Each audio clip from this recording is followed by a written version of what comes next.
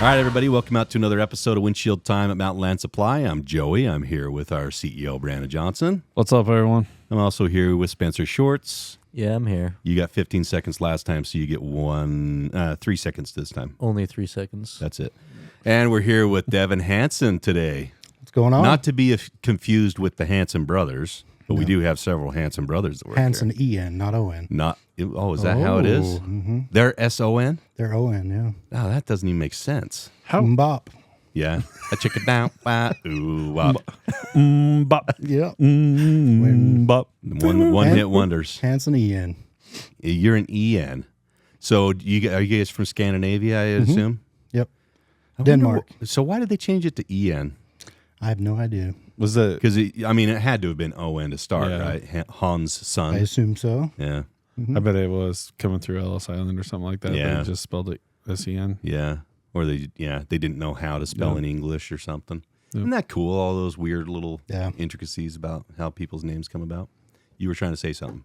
No. Oh. I forgot. So, do you have a middle name? I do. What is it? Thomas. Really? Thomas. I was Thomas. hoping for Lars or something. Yeah, no, not Lars. It's Thomas. Is that a family name? It is. So my mom has a brother Tom. My dad has a brother Tom. So Oh. I was named after them. Yeah. First Two name. birds with one stone. Do right there. your uncles fight each other to decide which is the real Tom? No, they don't. I was the real Tom. Yeah. They, so kind of the way our names, my dad is a big sports guy. Mm-hmm.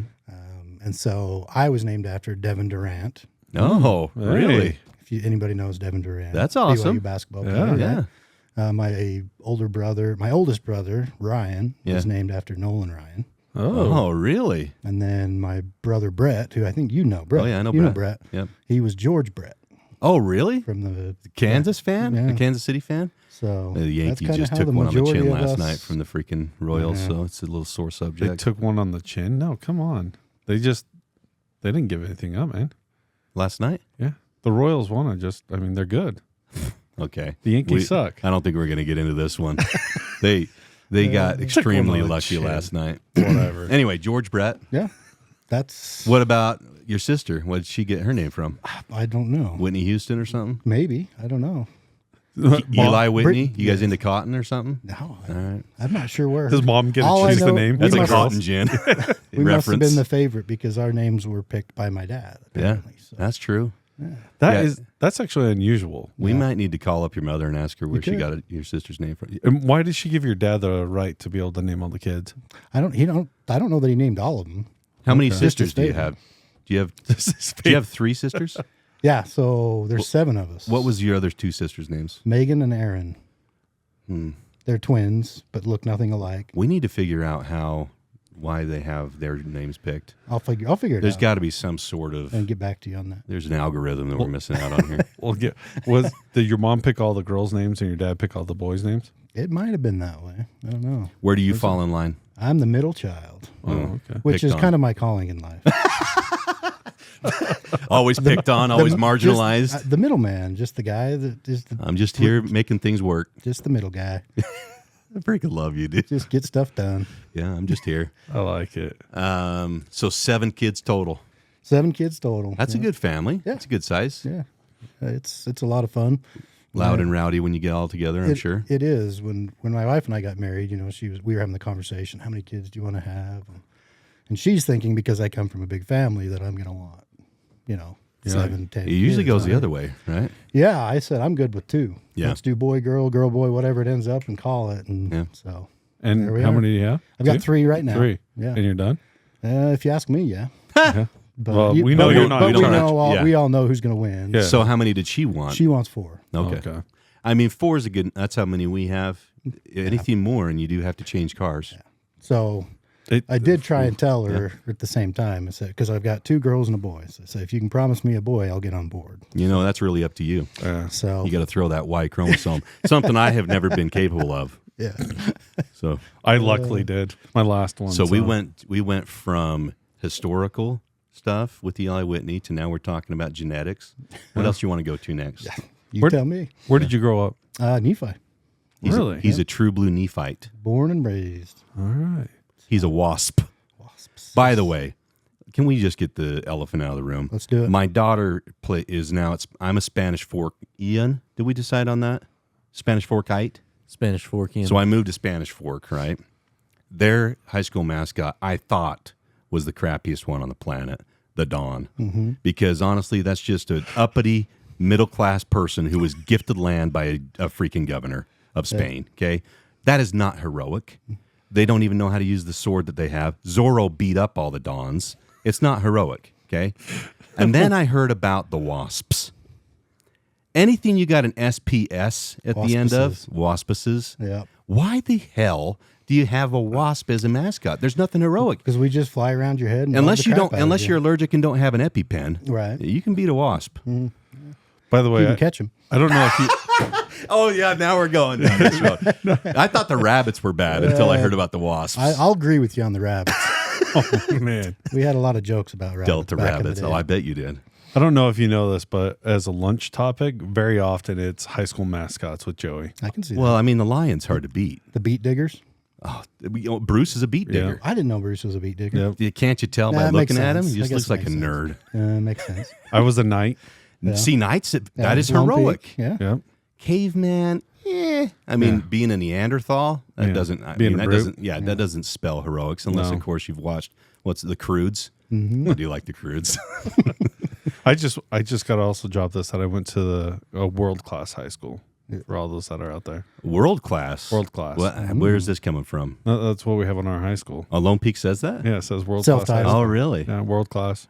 Were you dreading growing up that you might have to be a caveman? So the sister right above me. I have 3 older sisters. She was a cave woman? Yep, she went to AF high school, and then the other 2 they were up in one was down in Texas, and then the other one was Granger. I don't even know what Granger is. I don't know I either. don't know. Anyways, so My honestly, dad went to Granger High. Okay, I'll have to ask him. yeah, there you go. But so I don't know. I didn't really think Go about ahead it. and look that up, Shorts. The worst one was actually to think about Yeah. that if people that had to go to Lehigh, Oh, pioneer. a pea honor? Yeah. Yeah, terrible. Pea. a pioneer. So So my sisters know, like most people who I associate with, they run their baby names past me first because You know how to make fun of Well, them? I will make fun of any Yeah. name, right? So my sister would always run things past me. She's like, "Well, okay, make fun of this name. Tell me what my kid's going to go through in high school." So I would. So you were the high school bully. No, but I knew how to beat up the high school bullies Gotcha. with my mind, Gotcha. right? My Those are called This is before fantasies. this is before they called it like what do they call it now when you're like a bully with words. cyberbully. Yeah, But I was not really. I was like pre-cyber bully, I guess.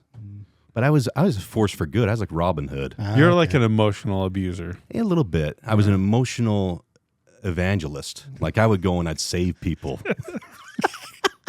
Whatever it takes to Oh my justify it in your mind, I guess. This is, dude. If you want something justified, come talk to Joey. I will justify all day long. All right, what are the Granger? Their mascot is the Lancer. Oh, that's not bad. Yeah. Well, somebody's a farmer out there too. I don't know. I don't know who that is. Farmer? Yeah, a farmer. I was an eagle. That's all I know. Look up the. Where did you go? Maple Mountain. That's That was a a- golden eagle. It's not just an eagle. Yeah, I'm an eagle though. Oh my god! mean- that wasn't even around when I was. That is a heroic bird, though. Yeah, I mean, that is a majestic bird of prey. unless you hear it sing.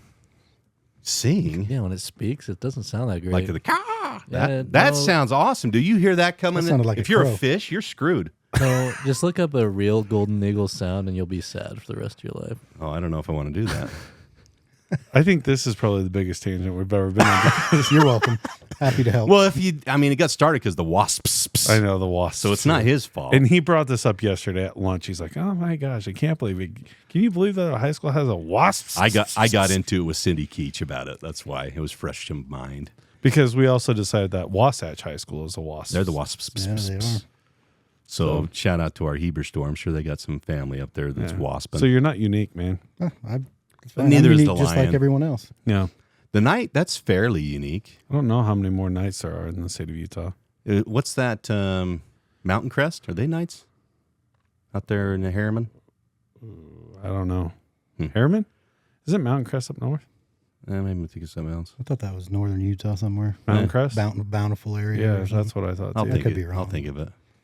I don't know, dude. I don't get. I get confused. You got Harriman High School out there. What are they? I don't know. The hairy men.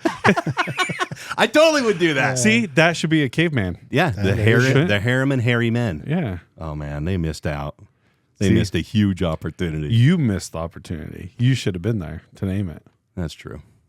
Why weren't you? I'm going to petition them. After I petition Spanish Fork to change from the Don, we're going to figure something out. At least be the Spaniards. Like, at least that's somewhat decent. Is that appropriate nowadays? To be a Don? No, to be a Spaniard. I don't know. I don't know. You're probably venturing into some bad territory there. So, but the Don, I mean, they weren't nice to people. They had slaves, I think. by the way, I was going to make. At least in the Zorro movie, they did. I don't think I'm going to get in trouble saying this, but we're really going down rabbit holes. But last night I was watching my Kansas City Chiefs. Shout out! Oh boy, here we go. I think they are one of the only teams out there that can, like, they were beating a drum and everything like that. Oh, the And Braves still do it. yeah, but they're still doing one of the The only tomahawk teams out. chop? Yeah, they're one of the only teams out there that they can still get it. Like, they still do that. Well, the Braves, the I'm just- Seminoles, the Chiefs, but you can't be a Redskin. Yeah, And you can't be an Indian, like the Cleveland Indians. The Cleveland Indians, like when they were at Jacobs Field, that was awesome. Utah Utes. Yeah. But they get permission from the tribe. So that's what I'm just wondering. Like, why? How can the Chiefs get away with this? And how I think can it's because they don't. It's like not derogatory, and that's why I think the Braves are able to do it too, because it's not derogatory. I think the Redskins were a derogatory term, but I don't. And the Indians, I don't get the Indians. I think it was just Chief Wahoo. People get pissed off about the mask, like the actual red-faced mascot for the Indians. Yeah. I think that's what was bothering them. I thought that was interesting just watching it last time. Like, with everything that goes on in the world, like, how are they getting away with it? Like, not that I'm a proponent. In the world of political correctness, how do they Exactly. get away with it? Well, how are they able to still do this? And they're highly popular too. Yeah. Like, it's not like they're sneaking under the radar. No. And by the way, I'm not a proponent. I'm not saying I'm for or against. I'm just. yeah. It was just. It felt like Just it made me peaked. think. Felt like it peaked for a while, and it's kind of come down a little bit. You think people are okay with it now? I wouldn't say like overall okay with it, but it doesn't seem like It's not top of as- mind anymore. Yeah, it's not like it is as sensitive as it once was. You got a football team you root for? I'm more of I'm a college guy, So Okay. BYU? of course, BYU. Yeah. Attaboy. Yeah. Proud But of you. yeah, love BYU. But professional wise, not really. I follow players that Yeah. I kind of like. 2D fall. So when you're talking, So any BYU player, you just watch them in the NFL. I'll do that. Yeah. Okay. So name a BYU player that's actually playing right now because Taysom Hill's out of Nakua. Nakua's out. Yeah. Taysom Hill's Although out. Jamal Williams was playing last night. Jamal was playing last night. Yeah. And then Fred Warner, oh yeah, he's a stud. Kyle Van Noy's resurged out of nowhere. I don't know. He was the AFC Defensive Player of the Week last week against when they were playing the Bills, right? The Ravens and the Bills. Yeah. Kyle Van Noy's been in like on a lot of teams. Yeah. When you Yeah. think about it, I think it's 4 teams now. Yeah. Because he was on with the Patriots, but before that he was He's with the some Dolphins too. Yeah. he did. Dolphins. Now he's with the Ravens. And then it seemed like he was going to kind of be out of the league. He'd been in for 10 years or whatever. Yeah. That's Yeah. a pretty good life as a backer. Yeah. But he's He's coming done back. awesome this year. He's stud. He's Did you know that the Kansas City Chiefs on their offensive line, they got that rookie that's Yeah. the left guard? Yeah. Lapuahu? No. No, Samatu. Oh, yeah. Sumataia. Yeah, so yeah, it's a weird Jeez. name like that. Look at you with the Polynesian names, dude. Yeah. I'm proud of you. It helps that. You listen to him on the BYU radio for that many years. Yeah, when I learned Spanish, the actual pronunciation of the Polynesian, and maybe somebody out there is going to correct me because I'm wrong, but I believe it's the same. There's nobody here to correct you. The same pronunciation in Spanish. And Is it really? So Tongan. where did you learn Spanish? So I served a mission for the Church of Jesus Christ of Latter-day Saints. Wow, that was very proper. I Wow. try to be sometimes. Thank you. Yeah. Thank you for using the correct name. Yeah, in Chile, South America. Oh, Really? we say it Chile, but Yeah. I mean, Well, I'm trying to. Chile. did you know Morgan Evans served in Chile? I did. Somebody He else and I did had a too. conversation that I about was that. talking to the other day. Where Were you in Santiago? No, Oh, look at that. No, I was 2 missions south, and they've redone a bunch of the missions now. But as far as the boundaries are concerned, but Oh, I it was my neighbor. Never I was mind. in Concepcion. Concepcion. Concepcion. I'm glad. I like how you're throwing in the tongue now. Do trying they talk like that down in Chile as well? The Concepcion? Like No, they don't that's do more that Spain. When they stop. Yeah, the they tongue. don't do the corazon. Yeah, that's the But do they do that me llamo? Yes, I like it very much. the llamo is more of a J sound. Me Yeah. llamo. Dude, But then they cut off, like they speak so fast Yeah. that they cut the end of the words off. And that was always the hardest thing was trying to, Oh, because you couldn't follow along. Do they say, ¿Cómo tú estás? I don't even know what you said. ¿Cómo tú estás? Oh, ¿Cómo tú estás? yeah, they would do it more like that. Yeah. I did my 2-year vacation in the Dominican Republic. Nice. So that's how they. Theirs was more slang like, ¿Cómo está? Yeah. Oh, estás. Está. ¿Cómo tú estás? That was the more, ¿Cómo Really? estás? that was more of the, I don't know, the street lingo Yeah, that yeah. you kind of pick up here and there. It's like when you go to Mexico, it's a way different Oh, yeah. Spanish. Yeah, it's no different than English in Australia Or England, Alabama. or Yeah. Alabama, or how we talk is different than. But it is different. So when I go down to Mexico and I try and speak, there's times I'm like, what are you saying? Yeah, Yeah, I just have a hard time. But then I went to the DR last year and I was like, oh my gosh. I was like, my Yeah. people, like, I understand what you're saying. And it's just weird how you learn Spanish and it's just a little Yeah. bit different. So, Yeah. Anyways. But that's So cool. sorry, more tangents. no, it's I mean we'll have to cut this up a lot, but that's cool. Yep, that's all. good. We're actually, Actually, is we this- don't cut up I was anything. going to say, are we going to actually edit this one? No, because that's we way never too much edit effort. it. Yeah. That's too much effort. So how many years you worked at Mountainland?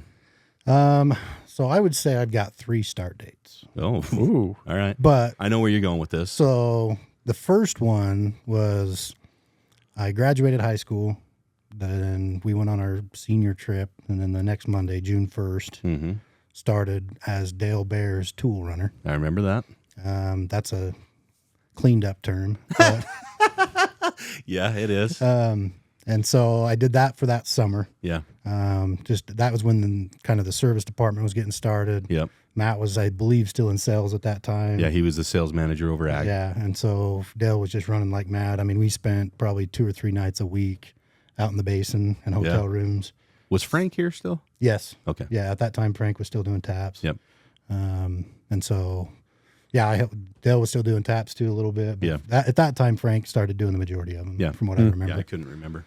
So I did that just kind of that summer. And then, that's when I left on my mission after that. And then when I got back, I worked down in the orchards in your neck of the woods for the Oh, really? Rollies. Oh, really? Yeah. So Cherry Hill people. Farms. Yeah, good people. I worked for them when I got back because my high school basketball coach, Ken Rowley, was one of Yeah. the brothers there. And Yeah. so he got me on. And so I kept using my Spanish there and Yeah. worked with those guys for that summer and through the cherry harvest. Yeah. And then got that done and went to CR Doors and Molding. Okay. Also a guy from Were you a Nephi. driver for them? I drove. I did. So you did deliveries? Yeah. and- So I started as a driver. but they kind of help with the packing of the trucks too, Mhm. right? Yeah, and then I loaded it, and then I was their warehouse shipping manager. Yeah. I was there for about a year and a half, and then I was doing that part-time while I was in school, Mm-hmm. and then decided to, actually, it was when I believe I think my timeline is right. So Duncan had left on his mission, and there was a hole back over here Oh yeah. in the warehouse. Yeah. And so Dale told me, hey, they could really use some help if you want to come back to Mountainland. Yeah. So I kind of took Duncan's spot when he took off. So was that in the winter, or was? No, that would have been May. Oh, so right May at of the beginning 2011. of the hot season. Okay. Yeah, May of 2011. So that's my second start. I just remember seeing you like building wheels. I did do a lot of that. Yeah. Not as Not that that, was yeah. yeah, It was wasn't just a to builder. fill time during the winter and stuff. Yeah, built wheels, built movers. Yeah. Did all of that. So, and then like that was with a temp agency, right? Yeah. That's how I used to Oh, do yeah, it. that's it, So yeah. then I was like 3 months or whatever it was. I can't remember exactly. And then it was like July. Yeah, I think it was middle 60 of July. days back then. Yeah, middle of July is like if you look on ADP. That's your actual start date. actual start date from 2011. So just over from that time, just over 13 years. Yeah. Dang. That's awesome, dude. You've worn a lot of hats I have. through the years. How many stores were you the actual manager of?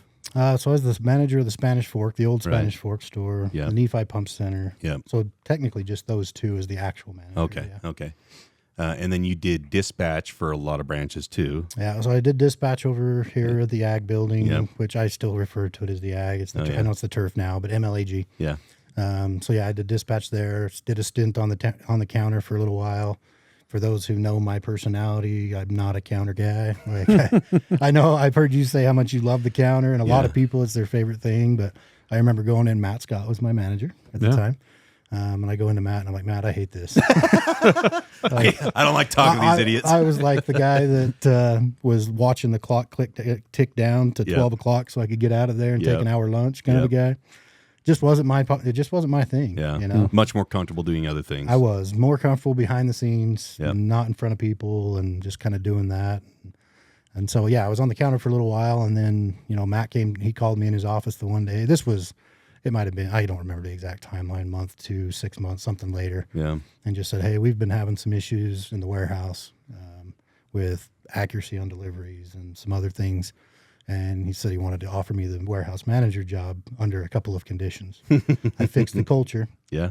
and I fixed the deliveries. Yeah. And I just very distinctly remember him giving me that clear direction of, I'm going to put you in this role, but this is the expectation for that role.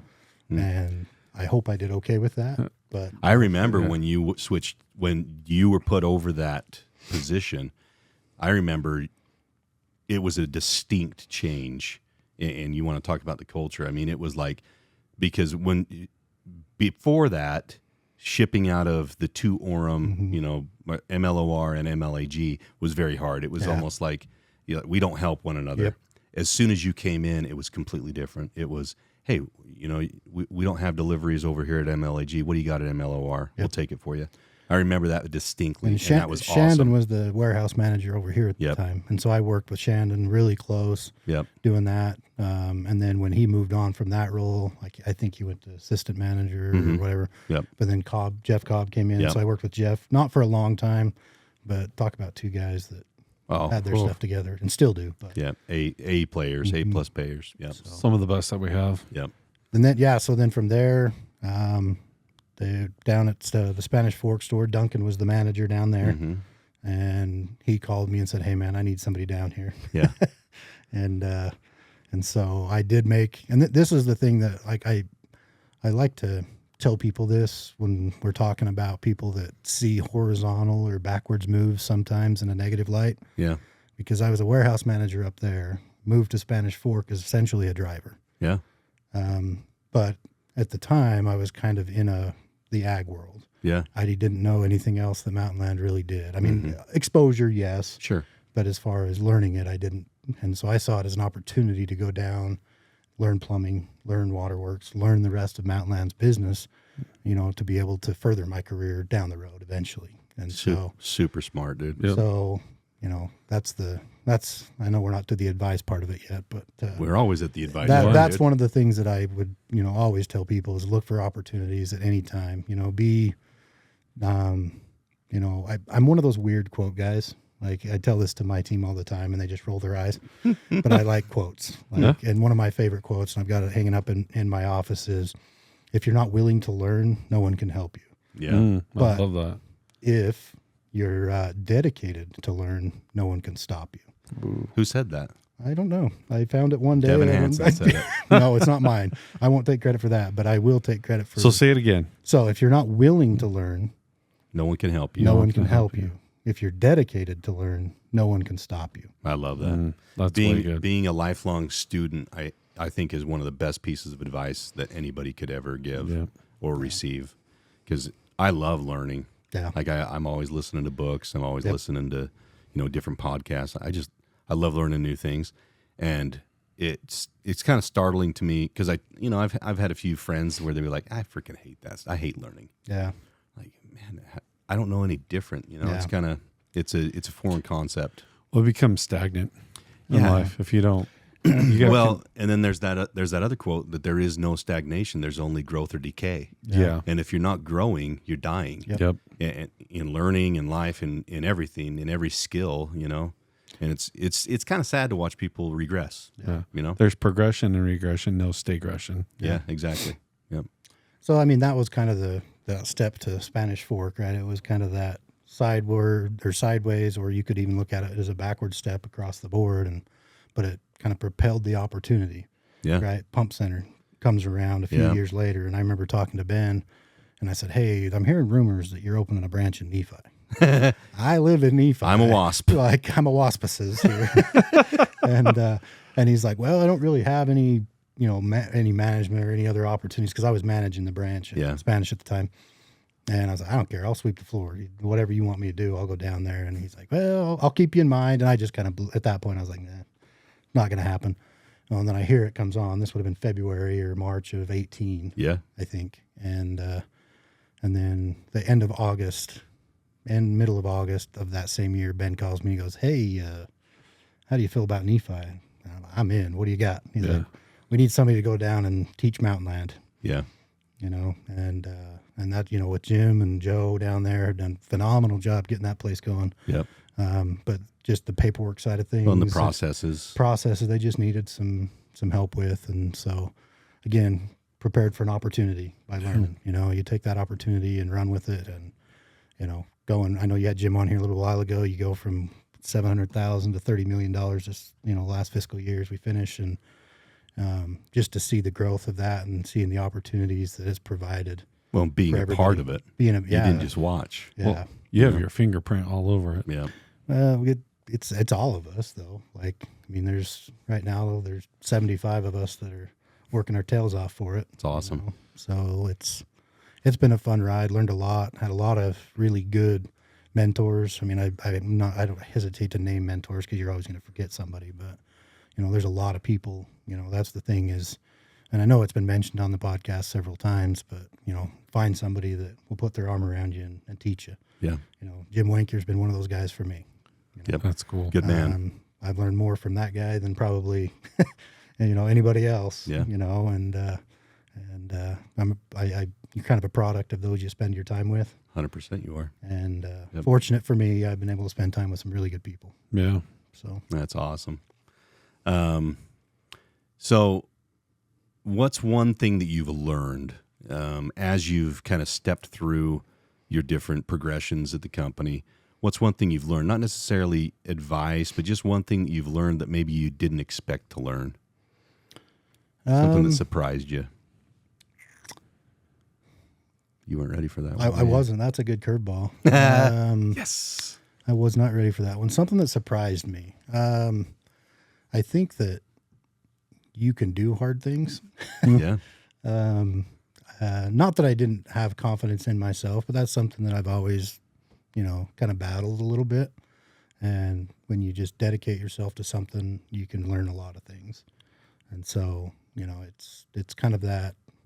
Sometimes you have to take that first step into the dark. You may only be able to see that one step in front of you, and I don't know if that answers a question. That's awesome, dude. Yeah. That's kind of what I learned through it was just sometimes you got to take a step without knowing what the next one's going to be. That's awesome. I think that's a great piece of advice. And a lot of times people are asked to do things because, as managers or, people, who are managing a department or over, any kind of process, you ask people to do things and they have no idea how to do it. Yeah. And they have no idea that somebody else sees something in them. Yeah. I think I've shared it before that I wanted to work with Dale. Yeah. I wanted to do that. Yeah. But Bob Rasmussen saw something different in my future. Yeah. I couldn't see it. He saw it. And I think if people have trust in those who are looking out for them and just know that somebody wants them to be successful, take that first step into the dark. Yep. Yeah. I think it's amazing to me, like I said, of the people that have seen something in me that I never saw in myself. Yep. And given that opportunity, Matt Scott was one of those guys, that saw something that I don't know why, but well, you're very similar to the temperament of Matt Scott, and that's a compliment. Yeah. He's got a pretty impressive coaching tree. He's a good man. So that's as a leader, I think that's one of our responsibilities, right? Mm-hmm. Is to be able to see the potential in people that they don't see in themselves. Yep. And how do we help them achieve or fulfill that potential? Yeah, live up to it. And that's one of the things. So it's interesting, you talk about this and all the people that have helped you, and I'm in the same spot. I can tell you I got people on my list, mentors that have changed my life over the years. But then it's kind of interesting. You get in a role like Recording this. in progress. That was weird. Recording Schwartz. stopped. Oh, okay. I guess we're done. We get into a role now. It's flipped where now you're in a management role, you're in a leadership role, and now you have to look and try and see that where they don't see that in themselves. And it's interesting how just the tables turn a little bit, and you have to do that, and you have to have that kind of concern. And it's a daunting responsibility, But it's the most rewarding too. It's the is. funnest There's nothing part. more Oh my rewarding gosh. than seeing somebody that, that didn't see, either they didn't see anything in themselves, or maybe they were underperforming or something, and you put your arm around them and say, hey, I know where you are now, but this is where I see you being. I believe in you. I believe in you. And to see some of the changes that's happened, and some of those people, has been a lot of fun. Yeah, you know that's awesome. what's interesting too is you go through this path of doing stuff like that, and sometimes it's not as meaningful to us when we make those choices, right? When you ask someone to do something that might not be meaningful, then later on people come up to you and they say, hey, thank you for that. Yeah. And you're like, what did I do? I had no idea. Yeah, and you totally forget about it. And Yeah. it's like, oh, yeah, wow, I'm glad that happened. And I think there's a lot of that it's trying to help, just having that attitude to try and help people no matter what. Yeah. Yeah, even if you don't see yourself as a leader, you are. Yeah. And you're having an influence over somebody. And at some point, somewhere, somebody's going to have that conversation with you and say, you didn't realize that you were doing this for me, but you did. Yep. Yeah. And it puts an emphasis on being that person for somebody else. Yeah. And how important your role is. Yeah. And the decisions that you make. And, you don't have to be a manager. You don't have to be in management to be a leader. Absolutely not. It can go all the way down to the very, the lowest guy on the totem pole, if you want to say. Leadership is not a title. Exactly. Yep. And everybody can play a role in that, and helping other people Yeah. realize the potential in themselves that they don't even see in themselves. So, Yeah, Yeah. you are the definition of a servant leader. amen. And you need to know I appreciate you. Yeah, I appreciate that. You're a good man. I'm learning on taking compliments. You should. It's hard. It's a hard thing to It's do. a hard one, Yeah. isn't it? Yep, it is. To be able to say that and not to deflect it either. I'll tell you, that's one of my biggest downfalls, Like my wife will be like, oh, hey, you're a good guy or something like that. I'll be like, it depends on the day. And she's just like, and Which you feel is true, and you feel like uncomfortable taking the compliment. Yeah.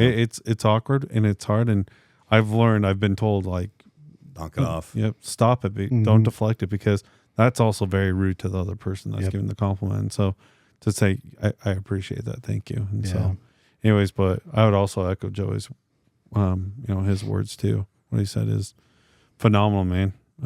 Love what you're doing. And I love just, how you go about doing it. So many people look up to you and trust you. And when we can say who's a model leader in our company, you're right there on the list. So we appreciate all you do for us and for the company and for our employee owners. You've done a ton. Thank you. It's been a lot of hard work. Yeah. And your fingerprints are everywhere, which A lot of hard work. I say as a compliment to Yeah. you. You've done a lot to put us where we're at today, along with many other people. Sure. And I love that you noticed that. Yeah. And it's other people too. You said that earlier, but Mm-hmm. you're right there in the thick of it too. So Yeah. That's the thing. I think whenever you feel like you're hitting your comfort level here, you get an acquisition dropped in your lap, or something else to keep challenging you and stretching you. And that's one of the things that I've enjoyed most about my role over the last 13 years, but in the last few years, shout out to the B&B guys, Healing Utilities. That's an awesome crew. It's been so much fun to get to learn. You get to learn their business, which is a little different than ours, and all the work that they put into it. And it's not easy being on that side of an acquisition. Yeah. And for those that have stuck it out, which is the majority of them, I just wanted to, here's my shout out segment. Thank you. Thanks Oh, guys that's for awesome. being Yeah, dude. patient with me and patient with Mountainland as we kind of navigate through that stuff. And, most recently with, HDD and Jim and Todd and Cade and Matt out there, it's a pretty big shock to go from 5 people to over 1,000. Yeah. And so they're doing a great job, and it's awesome to be part of it and to help them along the way as best I can. Couldn't agree more. It is awesome. Yeah. Okay, bud. Thanks for coming on. Hey, I appreciate it. Sure love you, man. I love you guys too. Love you too, man. All right. Shorts, thanks. You got 2 seconds. Yeah, thank you. Okay, we're good. Thank everybody out there, the windshield wipers. We will see you down the road. Have a good one, everyone. Thanks, guys.